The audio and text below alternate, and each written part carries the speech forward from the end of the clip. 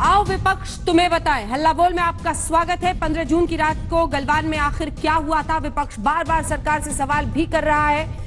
हमारे साथ 4 खास मेहमान इस बहस में शामिल होने के लिए जुड़ गए हैं। आपका परिचय उनसे करा देते हैं। हमारे साथ गौरव भाटिया, राष्ट्रीय प्रवक्ता भारतीय जनता पार्टी के जुड़ गए हैं। हमारे साथ अजय आलोक, जेडीयू के नेता जुड़ गए हैं। और सरकार के खिलाफ हमारे साथ सुप्रिया श्रीनेत होंगी, जो कि कांग्रेस पार्टी की राष्ट्रीय प्रवक्ता हैं। और हमारे साथ राजनीतिक विश्लेषक के तौर पर आशुतोष जी इस पूरी चर्चा में शामिल होंगे। आप सभी का स्वागत है। लेकिन जल्दी से अपने दर्शकों को ये रिपोर्ट दिखा देते हैं। उस रात की हिंसा को लेकर कई कहानियां सामने आई हैं, लेकिन अब सच सामने आया है केंद्रीय मंत्री वीके सिंह की जुबानी। वीके सिंह भारतीय फौज के प्रमुख रह चुके हैं।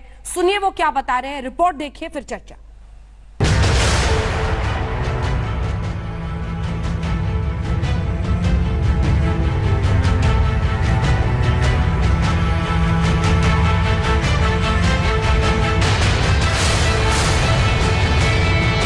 चाइना ने हिंदुस्तान की जमीन छीनी है, हमारी जमीन हड़पी है। प्रधानमंत्री जी, आप चुप क्यों हैं? आप कहां छुप गए हैं? आप बाहर आइए। मैं पूछना चाहता हूं, इन वीरों को बिना हथियार खतरे की ओर किसने भेजा?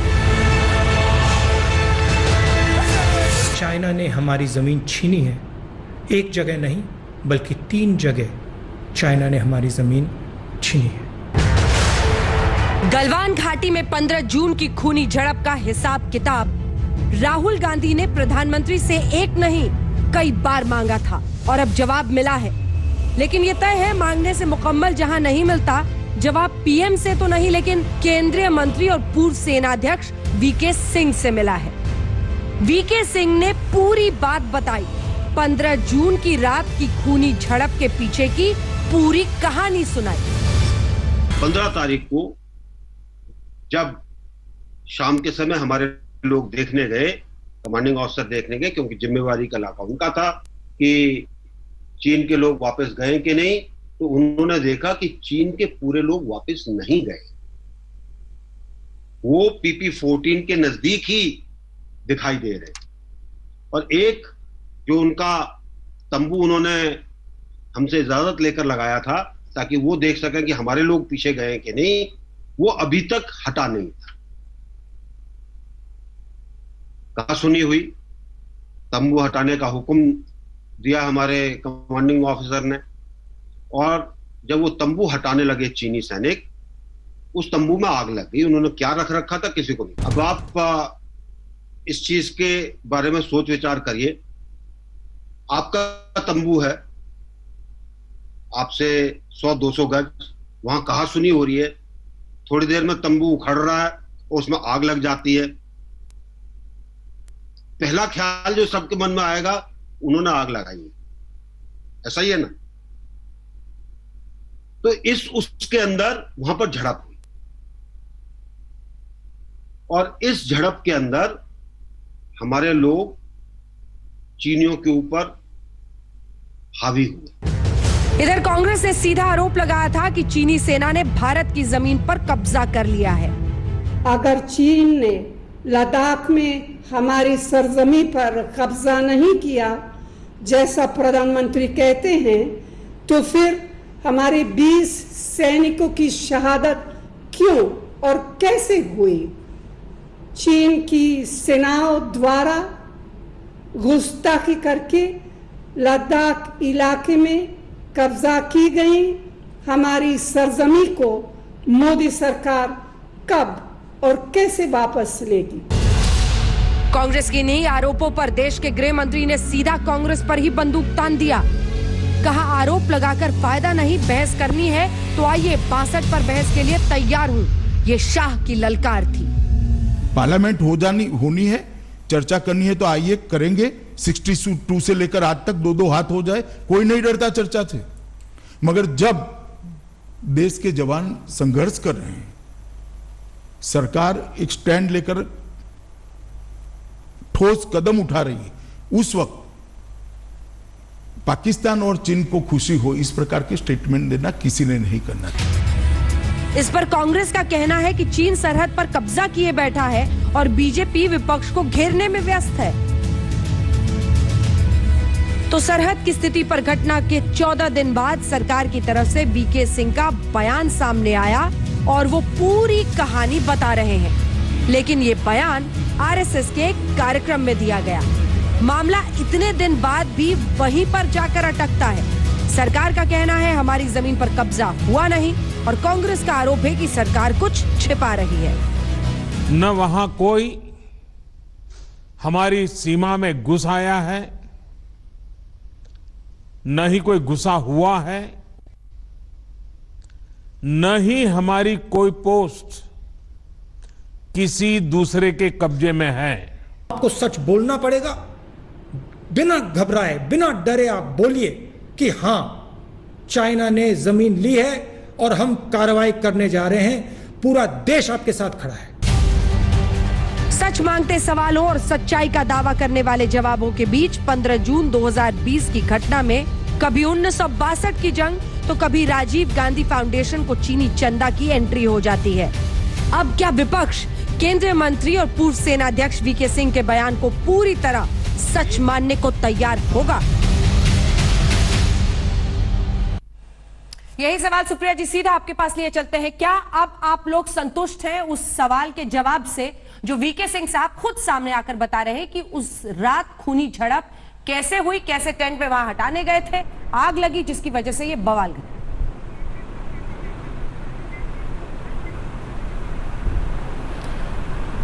पूरा सम्मान है। वीके सिंह जी पहले सेना अध्यक्ष रह चुके हैं, अब मोदी सरकार में वो minister of state for roads and highways हैं। आपकी रिपोर्ट ने खुद ही कहा था कि ये बयान उन्होंने आरएसएस के एक प्रोग्राम में दिया था। तो मैं पूरी विनम्रता से ये जानना जरूर चाहूंगी कि क्या सरकार की तरफ से वो अधिकृत थे कि वो ऐसा बयान दें, क्योंकि इस बयान की पुष्टि ना तो डिफेंस मिनिस्ट्री ने करी है, ना डीजीएमओ ने करी है, ना एमईए ने करी है, ना पीएमओ ने करी है, जिन 4 लोगों को इसकी पुष्टि करनी चाहिए थी। क्योंकि जब इतनी बड़ी बात वीके सिंह कहते हैं तो कहीं ना कहीं उन्होंने कहा कि चाइना की गलती थी, जो हम सब मानते हैं, उनकी बात सही है, बिल्कुल चाइना की गलती रही होगी।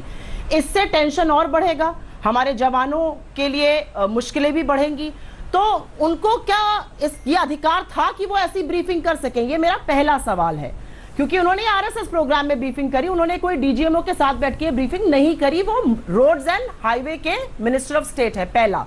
उसके पहले वीके सिंह ने कल ही एक बयान दिया था जिसमें उन्होंने कहा था कि चाइना की हमेशा से विस्तारवादी नीति रही है और उस पर कभी भी विश्वास नहीं किया जा सकता है। वो पूर्व सेना अध्यक्ष हैं, क्या उन्होंने ये डर, ये भय, इस आशंका को कभी भी प्रधानमंत्री जी के साथ शेयर किया? क्योंकि प्रधानमंत्री जी की चीन से घनिष्ठता रही है। अगर उन्होंने शेयर किया तो प्रधानमंत्री जी ने इसकी अनदेखी क्यों करी? वो तो पूर्व सेना अध्यक्ष है। ये दूसरा सवाल है। और तीसरा सवाल छोटा सा ही सिर्फ इतना है कि पूर्व सेना अध्यक्ष आरएसएस के प्रोग्राम में ये पूरा ब्यौरा देते हैं, जबकि वो अधिकृत नहीं है ये बोलने के लिए, इसकी कोई आधिकारिक पुष्टि नहीं हुई है। लेकिन प्राइम मिनिस्टर कल मन की बात में लूडो की बात करते हैं, सांप सीढ़ी की बात करते हैं, होम वीडियो बनाने की बात करते हैं, लेकिन चीन का खुलकर नाम तक नहीं लेते हैं। और आपने शाह की ललकार जो बोली थी, उस असंसदीय भाषा का मैं जितनी भर्त्सना करूं वो कम है। संसद is the highest temple of Indian democracy. वहां पर 2-2 हाथ नहीं होते हैं, वहां पर विचार विमर्श और नीतियां बनाई जाती है। 2-2 हाथ दंगल और अखाड़े में होते हैं, संसद अखाड़ा नहीं, मंदिर है हमारे लोकतंत्र का। गौरव भाटिया जी जवाब दीजिए। तीनों देखिए, मंदिर है लोकतंत्र में, वहां चर्चा होती है कह रही हैं, लेकिन मैं याद दिलाता हूं इनको, एक अपरिपक्व बालक अपनी सीट छोड़ के प्रधानमंत्री जी के गले लगने के लिए उठ गया था, लेकिन मन में इतना मैल है कि वो कहता है सरेंडर मोदी। ये मुझे बात समझ में नहीं आई। मैं भी कहूंगा राहुल गांधी को, बिना घबराए, बिना डरे, राहुल गांधी जी आप कह दीजिए कि चीन से आपने 90 लाख रुपए घूस ली है। और अंग्रेजी में देखिए 5-6 तथ्य रख दूं, बड़े महत्वपूर्ण है, जिससे ये साबित हो जाएगा कि अपना ईमान बेच चुका है गांधी परिवार चीन को। सबसे पहले गौरव जी, इससे पहले कि आप राहुल गांधी की पूरी बायोग्राफी यहाँ पर लिखे, मेरे एक सवाल का जवाब दीजिए। एक सेकंड सुप्रिया प्लीज, मेरे सवाल का जवाब दीजिए जो उनका भी पहला सवाल था। क्या वीके सिंह साहब जो कह रहे हैं, क्या हम इसको सरकार की तरफ से अधिकृत बयान माने? और अगर ऐसा था तो ये 14 दिन पहले से अगर जानकारी इसकी थी आप लोगों को, 4 दिन पहले, 5 दिन पहले, क्यों नहीं जानकारी बैठकर औपचारिक रूप से हर किसी को दी जाती? नहीं अंजना जी, देखिए वीके सिंह जी जब कोई बात कहते हैं वो पूर्व सेना अध्यक्ष भी रहे, बड़ी जिम्मेदारी से कहते हैं, और जो बात उन्होंने कही है उससे तो देश का मनोबल बढ़ता है। तो ये सवाल कि वो अधिकृत थे कि नहीं थे, मैं समझता हूँ कोई औचित्य नहीं रखता है।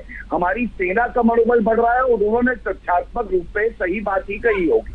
दूसरी बात, जब मैं भी पूछ सकता हूँ कि राहुल गांधी सरेंडर मोदी कहते हैं, देश का प्रधानमंत्री कहाँ छुप गया है, डरो मत बाहर निकलो, क्या सोनिया गांधी और कांग्रेस पार्टी ने उन्हें अधिकृत किया है या नहीं? तो ये सब सवालों से पहले जो मैं बात कहने जा रहा हूँ, मुझे थोड़ा समय दे दीजिए, मैं अपनी बात रख लूं। जब से ये प्रकरण हुआ, कांग्रेस पार्टी एक ऐसी पार्टी है जिसने देश की सेना का अपमान किया। सोनिया गांधी ने चीन की निंदा अभी तक क्यों नहीं करी खुले लफ्जों में? दूसरी बात, चीन से 90 लाख रुपए घूस ली कि नहीं ली, अभी तक चुप्पू गांधी मैं इसलिए कह रहा हूँ, वो बोलते ही नहीं है आजकल अंजना जी इस पे, 90 लाख रुपए घूस ली कि नहीं ली। तीसरी बात, अधीर रंजन चौधरी इनके लीडर है वहां पार्लियामेंट में, उन्होंने एक ट्वीट कर दिया कि जहरीले साहब चीन, तुम्हें ठीक करना भारत को आता है, भारत की सेना को। वो ट्वीट डिलीट क्यों हुआ, ये कृपया करके बता दीजिए। चौथी बात, राहुल गांधी जब डोकलाम में चीनी सेना को सबक सिखा रही थी हमारी वीर सेना, तब राहुल गांधी छुप के मिल रहे थे, और जब पकड़े गए तो सुरजेवाला का बयान आया, सुरजेवाला जी ने कहा कि ये खबर झूठी है, फिर उसके बाद जो है सबसे पकड़ा गया, माना उन्होंने मिले। ये सब कुछ क्या दिखाता है कि इनको भारत से प्रेम नहीं है, इनको चीन के 90 लाख रुपए। मेरे दूसरे सवाल का आपने जवाब दिया क्या? क्योंकि मैंने सुना नहीं सर, मेरे दूसरे सवाल का आपने जवाब दिया। अगर ये जानकारी थी तो आपकी सरकार औपचारिक रूप से क्यों नहीं मीडिया के जरिए सबको देती है? क्यों ऐसे ऐसे ग्रे एरियाज छोड़े जा रहे हैं जिसकी वजह से अटकलें लगाई जा रही हैं? क्या अंजना जी, हाँ मैं उत्तर दे दूं। क्या ग्रे एरिया छोड़े जा रहे हैं? देश के प्रधानमंत्री जी का जो वक्तव्य है, मैं समझता हूं उससे महत्वपूर्ण तो कुछ हो ही नहीं सकता। वीके सिंह जैसे बता रहे हैं कि उस रात क्या हुआ था, वो बता रहे हैं कि कैसे टेंट वहां से नहीं हटा रहे थे, वो PP-14 के पास थे, पेट्रोलिंग पॉइंट के, यहाँ पर गए, वहां आग लगी, ये सब क्यों नहीं बता दिया जाता?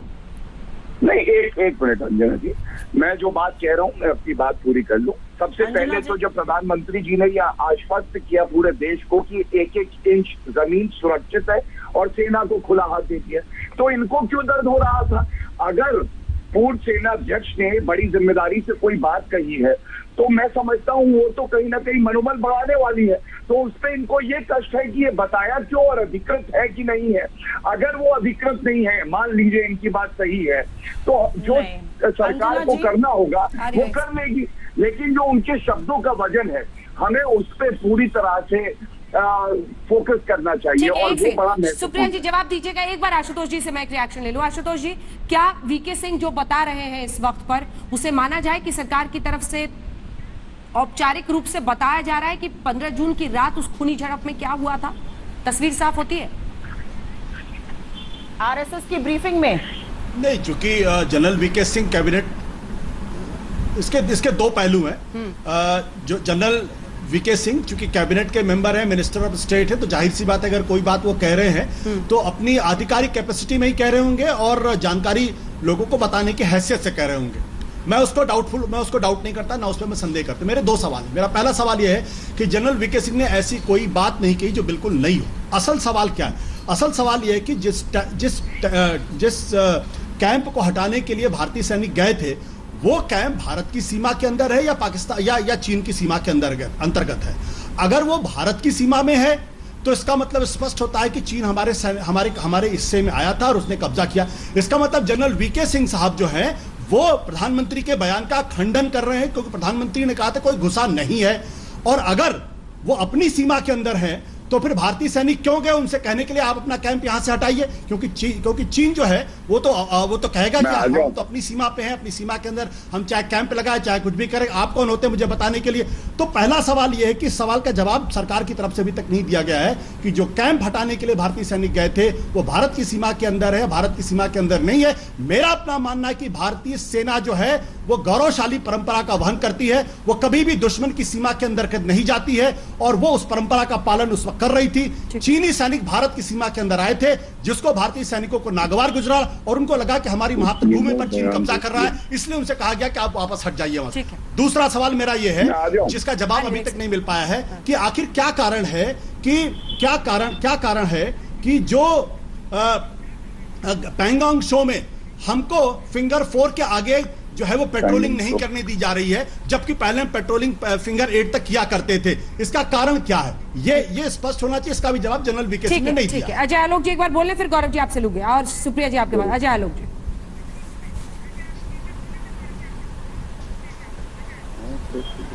देखिए, मेरा साफ मानना है, नंबर एक, कि 1994 के एग्रीमेंट को और 2013 के एग्रीमेंट को आशुतोष जी को भी पढ़ना चाहिए, हम लोग सबको को पढ़ना चाहिए।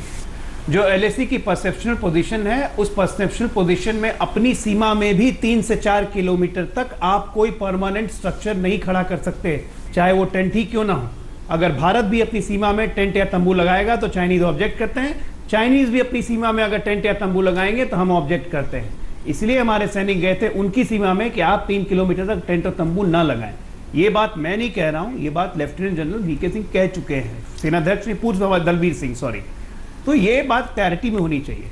ये सबको, और देश के प्रधानमंत्री को, अगर देश के रक्षा सेनाध्यक्ष को अगर आप नहीं मानेंगे तो फिर तो कोई बहस करने का मतलब ही नहीं है ना। आज हम कह रहे हैं कि जनरल वीके सिंह ने बोल दिया तो विपक्ष को संतुष्ट हो जाना चाहिए। काहे के संतुष्ट होंगे? कल प्रधानमंत्री ने मन की बात की, मेरा 5 साल का भांजा है घर में, वो तक बात समझ गया, लेकिन कुछ लोग नहीं समझे, तो उनके बुद्धि का मैं क्या करूं? अब उसके लिए कि मैं बहस करूं कि भाई क्यों नहीं समझ रहे हो, तो मुझे लगता है ये समय व्यर्थ करना है।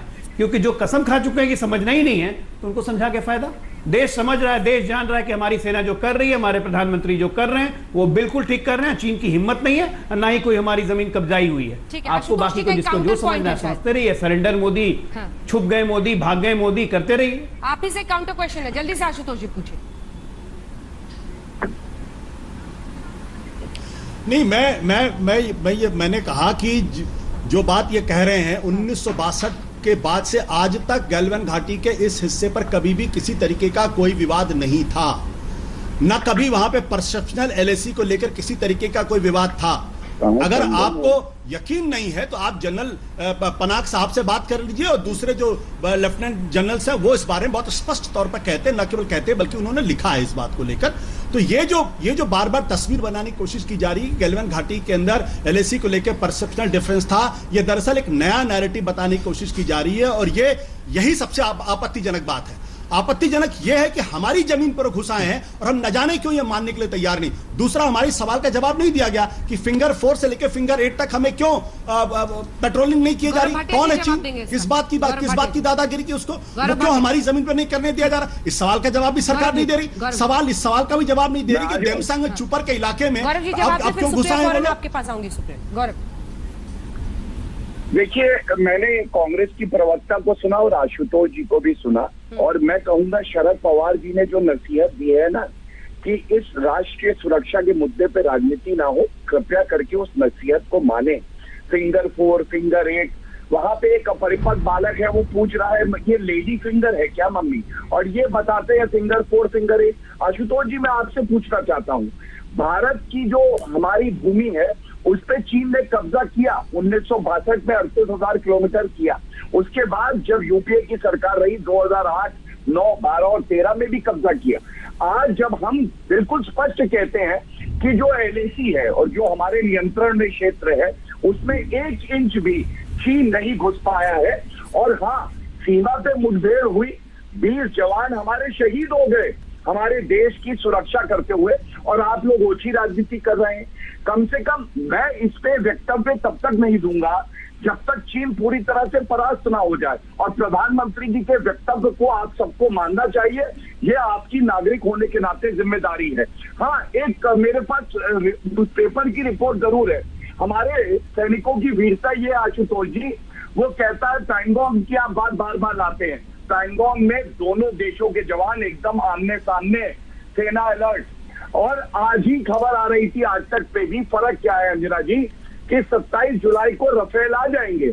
चिनूक उड़ रहे हैं, अपाचे उड़ रहे हैं, क्योंकि ये पारदर्शी सरकार है, और यही रफेल 10 साल कांग्रेस अपनी कमीशन लेने में लगाती है।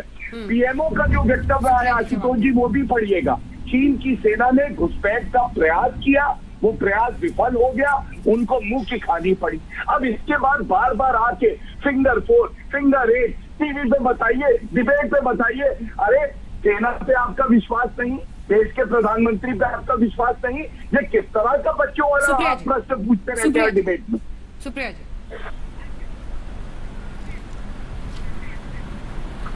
ऐसा है अंजना जी कि टीवी पर बैठकर जबानी जमा खर्च करना बहुत आसान है। आपने हेडलाइन के दौरान बोला था कि कल कोर कमांडर्स की मीटिंग हो रही है। दूध का दूध और पानी का पानी सिर्फ एक बात है, कोर कमांडर्स और एमईए लेवल का जो डेलीगेशन मीट कर रहा है और बातें हो रही हैं, वो क्यों हो रही हैं? वो सिर्फ इसलिए हो रही हैं कि स्टेटस को एंटे किया जाए। पार्लेंस में इसका क्या मतलब होता है? इसका शुद्ध और सिंपल हिंदी में मतलब है कि जो स्टेटस को 1 अप्रैल 2020 को था, उसी पोजीशन पर चीन वापस जाए। मतलब कि स्टेटस को चेंज हुआ है। यहां पर जबानी जमा खर्च के और फिंगर 4, फिंगर 8 के बारे में कंफ्यूजन फैलाकर कोई फायदा नहीं है। यह सच है कि भारतीय सेना फिंगर 8 तक गश्त करती थी, आज हम सिर्फ फिंगर 4 तक कर पा रहे हैं। चीनी सेना ने हमारा रास्ता रोक दिया है। अगर रास्ता रोका है तो स्टेटस को बदला है, उसी के बारे में कोर कमांडर्स बात कर रहे हैं। अगर ऐसा नहीं है तो ये खंडन कर दे, तो फिर तो ये सेना और एमईए दोनों का खंडन कर रहे हैं। स्टेटस को एंटी करना ही एक मुद्दा है इन वार्ताओं का, और कोई मुद्दा नहीं है। देश को बरगलाने का काम बंद होना चाहिए। The only and sole purpose of this meetings is कि स्टेटस को एंटी किया जाए, क्योंकि स्टेटस को चेंज हुआ है। स्टेटस को चेंज होने का मतलब है इंट्रूजन हुआ है। अब इसको आप अंग्रेजी, हिंदी, सिंधी, जिस भाषा में समझना चाहिए समझिए। बार बार बोलना चाहिए कि 5 साल के बच्चे समझ गए। हाँ। सच तो यह है कि 33 मिनट की भाषण में प्राइम मिनिस्टर जी ने चीन का एक बार नाम नहीं लिया, और बच्चों ने पूछा कि चीन का नाम क्यों नहीं ले रहे हैं प्रधानमंत्री। अच्छा, देखिए, पहली बात तो ये है कि इन्हीं की पार्टी का एक प्रवक्ता आप ही के कार्यक्रम में था, चीन का नाम नहीं लिया, चीन का नाम नहीं लिया। तो मैंने सोनिया गांधी पे सवाल पूछा तो इन्होंने नहीं बताया कि सोनिया गांधी ने नाम क्यों नहीं लिया, लेकिन प्रधानमंत्री जी ने जब वक्तव्य दिया था ऑल पार्टी मीटिंग के बाद तो नाम लिया था। और जो प्रेस विज्ञप्ति स्टेटमेंट आया उसमें 5 बार चीन का जिक्र है। नाम क्यों नहीं लिया, नाम क्यों नहीं लिया, प्लीज चुप करा दीजिए। इनको चुप कराएंगी तो मैं बोलूंगा। ये अक्सर इनकी ये आदत है, ये बीच में बोलती है अपनी बारी करके, पता नहीं घबरा जाती हैं या क्या वजह है। मेरी बारी है, मुझे बोल लेने दीजिए। दूसरी बात, रोइए मत, बात करिए, रोइए मत। अरे रोने वाला तो घर पे बैठा हुआ है, उसको हम पप्पू कहते हैं। अब चुप्पू हो गया, चुप्पू गांधी चुप है बेचारा, तो चुप्पू गांधी से कहिएगा कि रोए ना, हमें ना बताइए। फेंकू की भी बातें करनी शुरू कर दूं क्या? यहाँ पे किस लेवल का डिबेट करते हैं आप? क्योंकि आप बीच में बोलती है, आप बदतमीजी खुद किस लेवल का डिबेट कर रहे हैं? ये भारत की राष्ट्रीय सुरक्षा के बारे में डिबेट है ना, तो करिए। आप बीच में क्यों बोल रही हैं? तमीज के वर्ड यूज करिए, आप थोड़ी शालीनता के वर्ड यूज करिए, आप वर्ड शालीनता के यूज करिए। मैं आपके मुंह पे कहता हूँ, आप शालीन व्यक्ति नहीं है, आप सबसे बदतमीज प्रवक्ता है, सबके बीच में बदतमीजी करती है। उसके मुझे आपका सर्टिफिकेट नहीं चाहिए, आगे की बात करिए। वापस इश्यू पे आइए प्लीज, पर्सनल कमेंट समझिए। वापस इश्यू, मेरे समय में मत बोले। फिंगर 4 और फिंगर 8 के बीच अब हम पेट्रोलिंग नहीं कर पा रहे। वापस एक बार फिर प्लीज, आप लोगों पर ये बहस नहीं है। फिंगर 4, फिंगर 8 के बारे में जवाब नहीं है, स्टेटस को वापस करने का अर्थ क्या है? चलिए, हाँ गौरव भाटी। हाँ अंजना जी, देखिए फिंगर 4, फिंगर 8 ये सब चलता रहेगा इनके लिए, इनकी ओछी राजनीति यही है। मैं इतना ही कहूंगा, जब नरेंद्र मोदी जी ने कह दिया भारत की एक इंच भूमि सुरक्षित है, जब हमारी वीर सेना वहां पे है और चीन को खदेड़ रही है, तो क्या हम इंतजार नहीं कर सकते हैं कि जब तक हम चीन को खदेड़ ना दे? और जो इन्होंने अक्साई चीन का हिस्सा 38,000 किलोमीटर का दे दिया था, और जो पीओके भी इन्होंने ही दिया, कुल मिला के 1,21,180 स्क्वायर किलोमीटर, 4% भारत का जो क्षेत्रफल है कांग्रेस की सरकारों ने दिया है, वो सब हमें वापस लाना है। ये फिंगर 4, फिंगर 8 करते रहते हैं। देखिए, परिपक्वता यही होती है। और जो हम 50 साल के परिपक्व बालक चीन की सेना को खदेड़ दिया जाए, उसके बाद ये सब बातें हो। अभी जब वहां पे युद्ध जैसी स्थिति भी चल रही है, तो ये क्यों ऐसे प्रश्न पूछते रहो टीवी पे आके? क्या टीवी की डिबेट सही जगह है ऐसे प्रश्न पूछने का, सरेंडर मोदी कहने का? जवाब तो दीजिए। अरे नहीं, आपको समझ में आने वाला नहीं है। आप भी उतनी अपरिपक्व है जितना आपका नेता 50 साल का। आशुतोष जी तो कह रहे फिंगर 4 फिंगर 8 तो चलता रहेगा, ये सब टीवी पे थोड़ी बताएगी सरकार। आपकी बदतमीजियों का जवाब मैं देना नहीं चाहती हूँ आशा। अरे छोड़िए, मैं आपसे फिर से दोहराता हूँ, सबसे बदतमीज प्रवक्ता कोई है तो आप है, सबके बीच में बोलती है, उसके बाद जब आपको कोई जवाब दे देता है तो आपको प्लीज गौरव भाटिया प्लीज अंजना जी, आशुतोष जी, अंजना जी, बातें सुनकर अच्छा नहीं लगता है कि इतने नर्वस क्यों हो जाते हैं, बीच में बौखला क्यों जाते हैं, नर्वस क्यों हो जाते हैं? शांत रहिए। चुप्पू गांधी ये बिल्कुल अच्छा नहीं लगता है कि किसी गांधी नाम था, चुप्पू गांधी से पूछे। नहीं देखिए ये गौरव जी, अंजना जी, गौरव भाटिया अंजना जी, इनको चुप कराइए भाई, ये बदतमीजी की सारी सीमाएं लांघ रहे हैं। गौरव भाटिया जी आपसे मैं रिक्वेस्ट कर रही हूँ, अंजना जी, ये बहुत ही भाषा की मर्यादा हर कोई ध्यान रखे। कौन सी भाषा का प्रयोग हो रहा है आपके चैनल पर? ये कौन सी भाषा का प्रयोग है आपके शो पर? मैं शिकायत करना चाहती हूँ, कौन सी भाषा का प्रयोग हो रहा है आपके शो पर? आप एंकर है शो में, आप बिल्कुल मना नहीं करिएगा। तो इसका मतलब जानती ये कौन सी भाषा का प्रयोग कर रहे हैं ये? गौरव जी मैं आपसे रिक्वेस्ट कर रही हूँ, प्लीज भाषा की मर्यादा रखिए, ये मुझे सर्टिफिकेट देंगे, भाषा की मर्यादा रखिए। आप नाम लेकर बात कीजिए, ये उटपटांग के शब्द इस्तेमाल करने की जरूरत नहीं है। आवाज नीचे कीजिए। आशुतोष जी। हाँ नहीं, ये दुर्भाग्यपूर्ण है कि किसी इस तरीके से भाषा का इस्तेमाल किया जा रहा है। खैर मैं उस पचड़े नहीं पढ़ना चाहता। मैं क्यों आपसे कह रहा हूं कि मुझे जो बयानबाजी आ रही सरकार की तरफ से उस पर यकीन नहीं है, और इसके लिए ऐतिहासिक कारण है। ऐतिहासिक कारण यह है कि 1962 में भारत युद्ध क्यों हारा। भारत इसलिए युद्ध हारा क्योंकि उस वक्त के जो डिफेंस मिनिस्टर थे वीके कृष्णा मेनन, वो लगातार देश को गुमराह करने का काम उन्होंने किया था। सही तस्वीर देश के सामने नहीं रखी थी। जो उस वक्त चीन के अंदर भारत के जो राजदूत थे के.एम. पनिकर, उन्होंने देश के सामने असली तस्वीर नहीं रखी थी।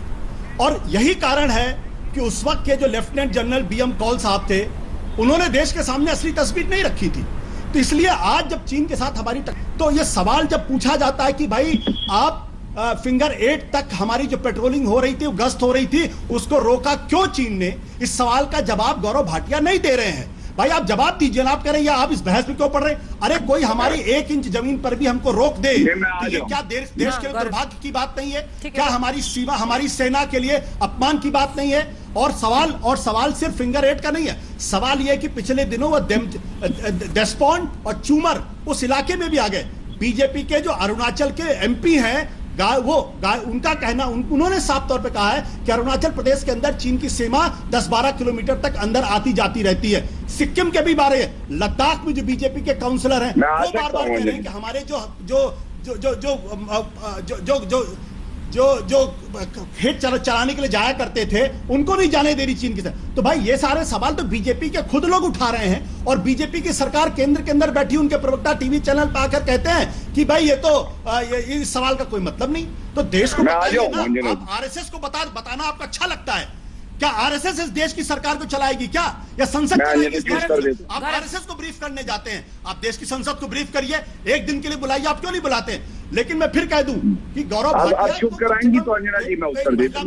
है, ऐसे शब्दों का इस्तेमाल नहीं करना चाहिए। इनको ऐसे शब्दों का इस्तेमाल नहीं करना चाहिए, क्योंकि ये वो देश है जो महिलाओं का सम्मान करता है। और बीजेपी और आरएसएस बार-बार ये कहते हैं कि इस देश के अंदर महिलाओं की पूजा होती है। तो आप अगर इस तरह ऐसे शब्दों का इस्तेमाल करेंगे तो ना तो आप बीजेपी की परंपरा को समझ रहे हैं, ना आरएसएस की विचारधारा को समझ रहे हैं, ना इस देश को। देखिए, मैं उनसे कोई पांच नहीं पढ़ना चाहता जिनके गाल पे ऐसा थप्पड़ पड़ा था जिसकी गूंज आज तक उनको याद होगी। पत्रकार जो है, आप बन के पार्टी ज्वाइन कर देते हैं। भाषा देख लीजिए, ये गौरव भाटिया है, देख लीजिए। आप सुनिए, अब चुप रहिए, मैंने आपकी बात सुनी, भाषा देख लीजिए, मैंने आपकी बात सुनी ना। हाँ, यही लोकतंत्र है। आप मेरी बात सुनिए। आपको बहुत बहुत प्रणाम। आपकी सभ्यता को मैं हाथ जोड़ के प्रणाम करता हूँ। सुनिए, मेरी बात आपके प्रश्न का उत्तर लीजिए। हंसिए मत, ये खिसियाई हंसी में सब कुछ झलक रहा है। आप एक विश्लेषक हैं, आप विश्लेषक होने के बावजूद केवल भारतीय जनता पार्टी पर प्रहार करते हैं। आपका कांग्रेस पार्टी से कोई प्रश्न नहीं होता। ये कैसा सत्य हिंदी है? 90 लाख रुपए की घूस ली, सोनिया गांधी चुप्पी साधे हैं। आप कैसे विश्लेषक है आशुतोष जी? आपका कभी प्रश्न नहीं होता।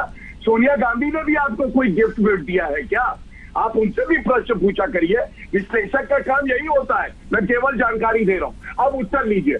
आपने कहा फिंगर 4 फिंगर 8, मैं बिल्कुल स्पष्ट कहता हूं बड़ी जिम्मेदारी से अंजना जी, जब तक चीन की सेना के साथ ये संघर्ष चल रहा है हमारी वीर सेना का, तब तक टीवी डिबेट में ये नहीं बताया जाएगा कि क्या चल रहा है क्या नहीं। इससे चीन को फायदा है और कुछ चीनी एजेंट जो भारत में हैं उनको फायदा है, क्योंकि वो ये सेंसिटिव इंफॉर्मेशन लीक कर देंगे। हाँ, एक बात जरूर है, आज चीन की सेना खुद घबराई हुई है, क्योंकि विश्व में भी चाहे अमेरिका हो, चाहे जापान हो, चाहे बाकी देश हो, भारत के साथ खड़े हैं आशुतोष जी। और जमीन कब्जा हुई थी 1962 में, उस पर आप सवाल नहीं करेंगे। 2008, 9, 12, 13 की मैंने बात करी, उस पर आप सवाल नहीं करेंगे।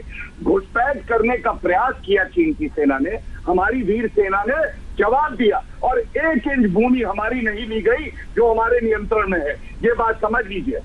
आपके प्रश्न का उत्तर इससे ज्यादा मैं नहीं दे सकता हूं अभी इस परिस्थिति में।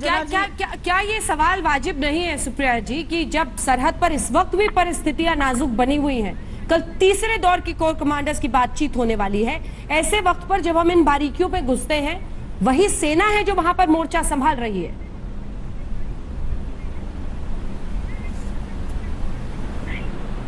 और सेना से कोई सवाल नहीं कर रहा है, सवाल सरकार से होते हैं। And as a TV anchor मैं आपसे जरूर ये आशा करती थी कि आप इनको इस अभद्र भाषा का प्रयोग करने के लिए रोकिएगा। खैर, मैं सिर्फ इतना बोलना चाहती हूं, इन्होंने बात करी थी उद्रेन चोड़ो, तो इनकी बीजेपी की काउंसलर है, वो तो 2014 से कह रही है कितना इंकर्जन हो रहा है वेहिकुलर मूवमेंट का, वो 6 महीने से वास्ता दे रही थी लद्दाख में रहते हुए। तापीर गांव अरुणाचल में कह रहे हैं। आज की हालत सुन लीजिए, मैं महाराजगंज में हूं, आज की हालत सुन लीजिए क्या है। नेपाल ने बिहार में सुस्ता नाम की एक जगह है जहां पर विवाद होता था, उसको घेराबंदी कर लिया, अपने कब्जे में कर लिया है, गंडक नदी का पानी रोक लिया है, और आज भी सरकार चुप है। तो आप शुतुरमुर्ग की तरह अगर अपना सर जमीन में घुसेड़ दीजिएगा तो ऑब्वियसली कुछ हो ही नहीं रहा है आसपास, कोई बात नहीं है। सवाल सरकार से पूछे जा रहे हैं। आज आपकी एक बात को मैं इसका जवाब इसलिए दूंगी, वीके सिंह आरएसएस की ब्रीफिंग कर सकते थे, तो इस देश की ब्रीफिंग नहीं होगी। इस देश को सच जानने का हक नहीं है, लेकिन एक संस्था आरएसएस को सच जानने का हक है। ये किस लोकतंत्र की बात कर रहे हैं हम? ये कौन सी परिपाटी चला रहे हैं? संसद में 2-2 हाथ की बात करते हैं और आरएसएस को ब्रीफ करते हैं। ये किस तरह की बात है? किस मुगालते में जी रही है भारतीय जनता पार्टी? अगर कि कितने काउंसिल्स है लद्दाख में, तो उसका आंसर नहीं दे पाएंगे। बताएं कितने काउंसिल्स है लद्दाख में? चलिए अंजना जी, देखिए सारे प्रश्न इनको टीवी पे याद आते हैं और अच्छी पढ़ी लिखी प्रवक्ता है, लेकिन आज जो मैं खुलासा आज तक पे करता हूं ये दिखाता है कि कांग्रेस पार्टी और राहुल गांधी कितने गंभीर हैं। वो स्टैंडिंग कमिटी में है डिफेंस की अंजना जी, 11 मीटिंग हुई। आपको पता है राहुल गांधी ने कितनी मीटिंग अटेंड करी? 0 मीटिंग अटेंड करी राहुल गांधी ने। अब आप बताइए इससे ज्यादा शर्मसार होने वाली बात क्या है कि राहुल गांधी के पास देश की सुरक्षा पे जो मीटिंग होती है, स्टैंडिंग कमेटी का मेंबर तो वो बन जाते हैं, लेकिन एक मीटिंग अटेंड नहीं करते हैं। दूसरी बात, इन्होंने कहा देश की सेना पे हम कोई सवाल नहीं उठाते।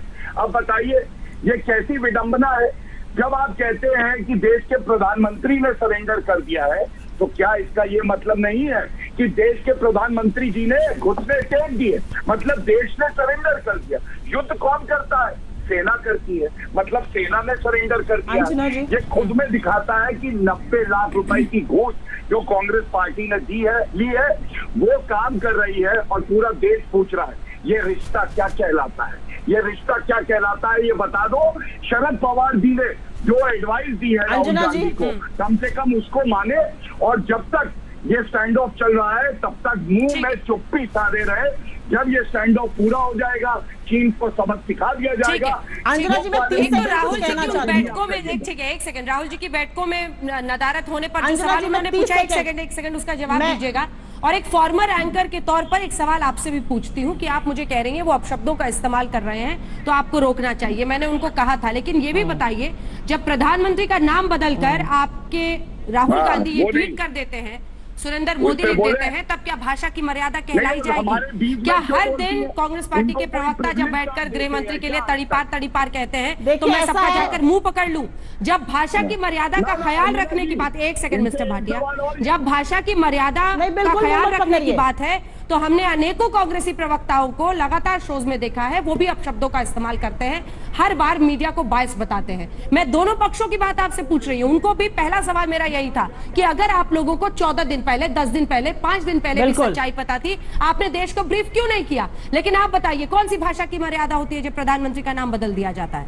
सुप्रिया श्रीने।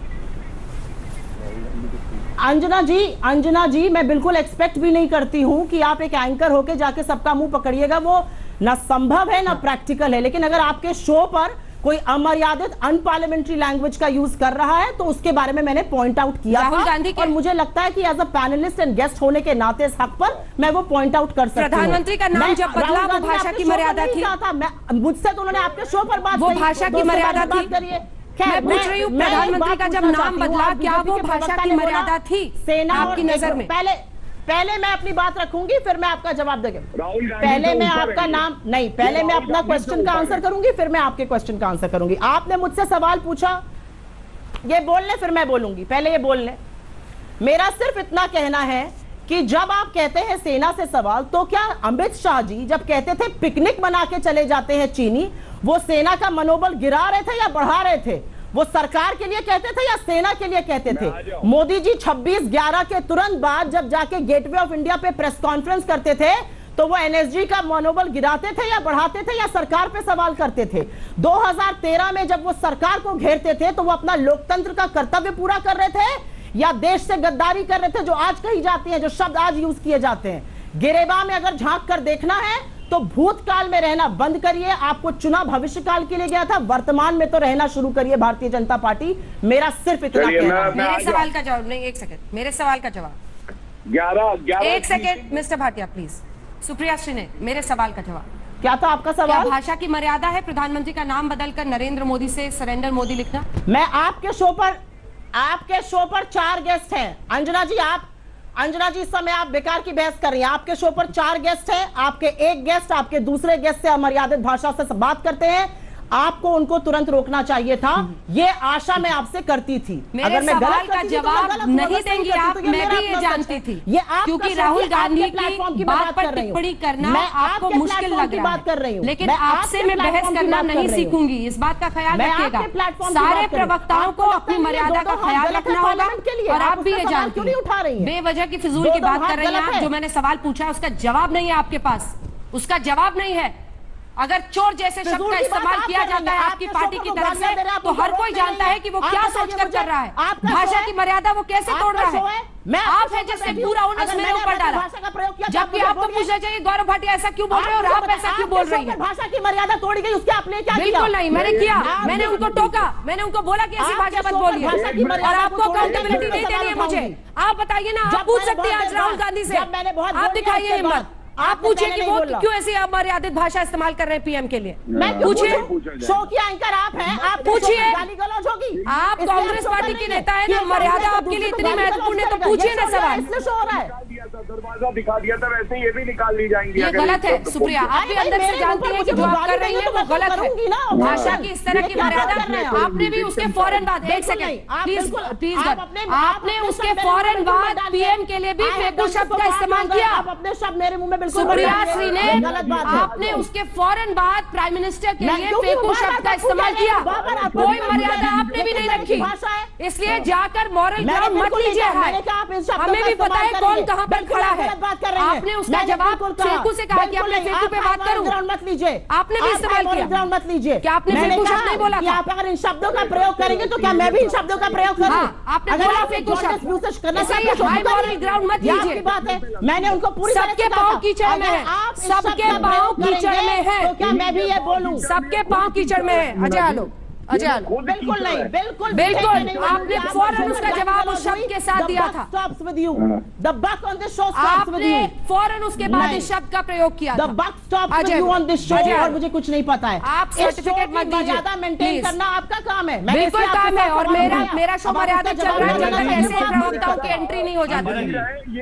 अजय आलोक जी वापस टॉपिक पर आते हैं, अजय आलोक जी, ये सवाल कायम है कि अगर सरकार को पता था कि आखिर 15 जून की उस खूनी झड़प में क्या हुआ है, तो आप सामने आइए, देश को बताइए क्या परिस्थिति थी। ये आरएसएस के एक कॉन्फ्रेंस में वो जवाब दें, वहां से मीडिया उठाए और बताए ये हुआ था उस रात, आग लगा था टेंट में। इसकी परिस्थिति क्यों बनने दी जाती है?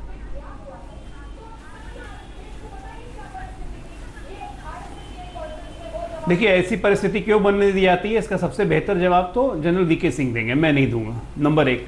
नंबर दो, जहां तक रही बात करने की बात, तो बात करने की बात में तो प्रधानमंत्री ने आज तक इतनी बार बात की है, आज तक कभी कांग्रेस पार्टी या राहुल गांधी का नाम भी लिया है? नहीं लिया है। लेकिन समेट दिया ना कांग्रेस पार्टी को भी, तो चीन को भी समेट देंगे, तो चीन का नाम लेने की जरूरत क्या है? मैंने कहा ना, 5 साल के बच्चे को भी समझ में आ गया प्रधानमंत्री किसके बारे में बात कर रहे थे, लेकिन कांग्रेस पार्टी को समझ में नहीं आएगा। अब दूसरी स्ट्रैटेजिक बात बता देता हूँ आशुतोष जी, जो आप बात कर रहे थे इंट्यूजन की, उसमें यह बात है कि जब से डीएसडीबी और रोड एक कहलाती थी, 2000 में शुरू हुई थी, 2012 में कंप्लीट होना था, 320 करोड़ का बजट था, और 2012 में ये रोड हमने अपनी सीमा के अंदर मात्र 120 किलोमीटर बनाई। ये किसकी गलती थी? 2014 से लेकर 2020 तक में 140 किलोमीटर रोड का निर्माण हो गया। ये किसकी उपलब्धि है? और आज चीन को सबसे ज्यादा खतरा इसी रोड से है, क्योंकि इस रोड से हम उसके सीपेक प्रोजेक्ट पे नजर रख रहे हैं। और ये गलवान वैली को लेके पिछले 1.5 वर्षों से गलवान वैली में झड़पें होती आई हैं, क्योंकि चीन चाहता है वो अपनी सीमा के अंदर में एक ऐसी चौकी स्थापित करे जो इस पे वो रोड पे नजर रख सके। और एलएसी के समझौते के अनुसार 2013 और 94 के समझौते के अनुसार लाइन ऑफ एक्चुअल कंट्रोल के 3 किलोमीटर अंदर तक ना हम कोई परमानेंट स्ट्रक्चर खड़ा करेंगे ना वो खड़ा करेंगे। अगर वो खड़ा करते हैं तो हमारे सैनिक उसको ऑब्जेक्ट करेंगे, और उसी चक्कर में ये झड़प हुई है। ये बात समझ लीजिए। हाँ, बात यहाँ अपनी संप्रभुता को बचाने की है, जिसके लिए सेना का हर जवान शहीद हो रहा है। स्ट्रैटेजिक इंटरेस्ट की बात है। पहली फिंगर 4 से लेकर फिंगर 8 के बीच में पेट्रोलिंग क्यों नहीं हो रही है, या हो रही है या नहीं हो रही है, ये बात आपको सरकार नहीं बताएगी। ठीक है आशुतोष, ये बात सरकार अभी आपको नहीं बताएगी। कह रहे हैं नहीं बताएगी, खुलकर दोनों कह रहे हैं कि ये सब चलता रहेगा, अभी टीवी डिबेट में आपको नहीं बताएगी। क्यों उस बाले? इसके बाद आ रही हूँ सुप्रीम। देखिए, मैं कुछ कहना चाहता हूँ। अजय जी ने भी एक बात कही कि 2000 से लेकर 2013 तक सड़क नहीं बन पाई। उनको इस बात की जानकारी नहीं है कि दरअसल 2011 में वो सड़क बनी, और 2011 में सड़क बननी शुरू हुई। 2012 और 13 के बीच में वो शायोग 2020 में कंप्लीट हुई। भयानक उसमें पानी का प्रवाह। सर जी 1 मिनट मुझे बोलने लीजिए, मैं तो आपको टोकता नहीं हूँ, आप मुझे बोलने दीजिए ना। भयानक तरीके से वहां पहाड़ी नदियां होती है और उसमें अचानक पानी का प्रवाह बहुत तेज आता है और सड़क बह जाती है, इसलिए वहां पे सड़क बनाने में दिक्कत आती है। जो लोग ये कहते हैं कि दरअसल वहां सड़क बनाने का काम 2014 के बीजेपी के कई प्रवक्ताओं ने कई टीवी चैनल्स के डिबेट में कहा 2014 के बाद सड़क बननी शुरू हुई है। कम से कम मैं आजा आलो का धन्यवाद कहता हूं, उन्होंने ये तो माना कि 2014 के पहले। हकीकत ये 2000 से नहीं बल्कि 2011 से बननी शुरू हुई थी, आधी बन चुकी थी, लेकिन पानी के प्रवाह की वजह से सड़क उठ के गायब हो गई थी। दूसरी बात मैं कहना चाहता हूं कि अगर मैं खाली एक छोटा सा उदाहरण दूंगा। अमेरिका के सुप्रीम कोर्ट का ऑर्डर है 2019-73 का। उन्होंने कहा कि फॉरवर्ड पोस्ट पर भी अगर कोई चीज हो रही है तो उसकी जानकारी देश को लेने की देश को पता होनी चाहिए। कोई भी चीज छुपाई नहीं जा सकती है। हमारे इस देश के अंदर पिछले 2004 आप पुलिस से सवाल नहीं पूछ सकते, आप सीबीआई से सवाल नहीं पूछ सकते। क्यों भाई? क्योंकि आप कुछ छुपा रहे हैं कुछ। सुप्रिया जी जल्दी से। सुप्रीम कोर्ट से भारत नहीं चलेगा। अंजना जी, ये देश हमसे सबसे बहुत बड़ा है, और आज फॉर्मर एनएसए ने बोला है कि शायद वो वक्त आ गया है कि हमको जॉइंट इंटेलिजेंस कमेटी जो थी। ठीक है गौरव जी, आपका जवाब मैं लूंगी। एक छोटे से ब्रेक के बाद फौरन लौट रहे हैं, देखते रहिए।